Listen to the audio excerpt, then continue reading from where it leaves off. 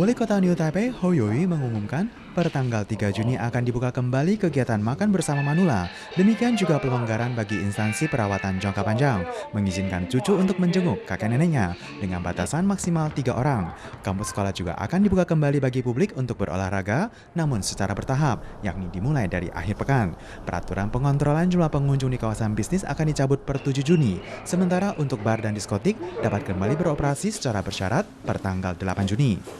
做好实名制，做好公安检查，做好环境清洁的消毒。 Kembali kepada aktivitas sehari-hari secara bertahap, maka gedung dan lokasi kegiatan yang disewakan oleh pemerintah Kota Taipei akan diberikan diskon biaya sewa dari tanggal 6 Juni hingga 6 Desember. Kampus sekolah juga akan dibuka kembali per 13 Juni. Sementara untuk kegiatan dalam ruangan tetap harus mengajukan perizinan terlebih dahulu. 6月13号开始，先开放室外的活动，然后室内的部分呢，跟学校间的教育活动呢，符合防疫的话也会开放使用。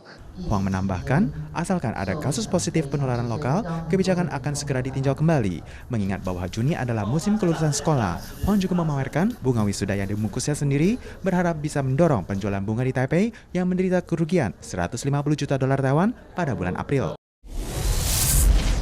Kupon revitalisasi Triple akan diberlakukan per Juli. Banyak tempat yang meluncurkan program diskon. Misalnya, Pasar Malam Ningxia yang akan memberikan panci tenteng ramah lingkungan saat penukaran kupon. Bahkan bisa ikut dalam undian berhadiah sepeda motor listrik. Pemkot Kaohsiung juga menganggarkan 50 juta dolar Taiwan untuk karnaval revitalisasi belanja. Nilai belanja genap 500 dolar Taiwan bisa ikut undian berhadiah uang tunai 50.000 hingga emas dan juga mobil. Selain itu, DPRD dan Pemda Penghu sepakat untuk menganggarkan 50 juta dolar Taiwan sebagai penambahan kupon belanja senilai 500 dolar Taiwan per warganya. Pemda Penghu juga mengizinkan penggunaan kupon belanja berulang, yang artinya setelah pedagang menerima kupon dari pembeli, masih dapat digunakan selama masa waktu berlaku yang ditentukan.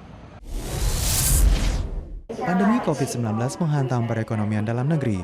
MOL mengumumkan hingga 31 Mei tercatat sebanyak 1.330 perusahaan dengan jumlah total pekerja mencapai 26.323 orang hadapi kondisi libur tanpa gaji. Di antaranya ada lebih dari 2.100 orang adalah pekerja dari maskapai penerbangan China Airlines. Serikat Perusahaan China Airlines menyampaikan mayoritas diperlakukan penambahan hari libur 4 hingga 5 hari per bulan, pemotongan gaji sebesar 15%. Pihaknya juga menjelaskan bersedia bekerja sama dengan perusahaan dalam menghadapi kesulitan kali ini, yakni dari bulan Mei hingga Juli dengan batas minimal tidak sampai memphk-kan pekerjanya. MOL menjelaskan jika dibandingkan dengan masa sebelumnya, kini bertambah 45 perusahaan dan 3.823 orang yang melaporkan kondisi libur tanpa gaji. Perhotelan, rumah makan, grosir dan eceran merupakan jenis industri dengan dampak terburuk, berjumlah total 563 perusahaan dengan 7.468 pekerja. Ini berarti dari 10 orang yang libur tanpa gaji, 2,8 berasal dari 4 industri tersebut. Tanggal 2 Juni, Festival Pioneering East Rift Valley Granary digelar di County Highway 197 di Desa Cisang dan Dusun Kwansan.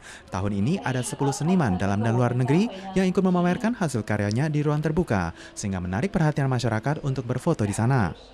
Heidi Yip asal Kanada menampilkan karya tembikar dengan teknik pembakaran suku Amis dari balik lumbung padi yang diuntai bersama hingga ke tanah. Martin Barat asal Inggris menyajikan seni instalasi ruang terbuka dengan cermin lalu lintas di sisi selatan Telaga Dapo dengan tajuk Refleksi Kehidupan, membuat pengunjung dapat melihat keindahan telaga hasil pantulan cermin tersebut.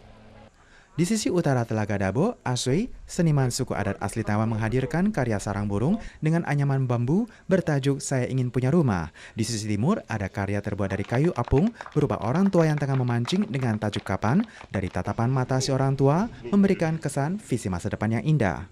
这件作品的时候，我一直花最长的时间是在于他的眼神的表达。 Setelah melalui masa pandemi, Festival East Coast Land Art, Festival Balon Udara di Taitung, digelar sesuai dengan waktu rencana. Banyak pelaku usaha industri wisata di Taitung yang berharap bisa merebut peluang pasar wisata kali ini. Asosiasi Wisata Kabupaten Taitung menjelaskan juga jumlah pemesanan kamar hotel di saat liburan Festival Pechun capai 90%. Demikian halnya juga untuk liburan musim panas. Ditambah dengan kupon revitalisasi, maka mencapai masa puncak untuk industri pariwisata di Taitung.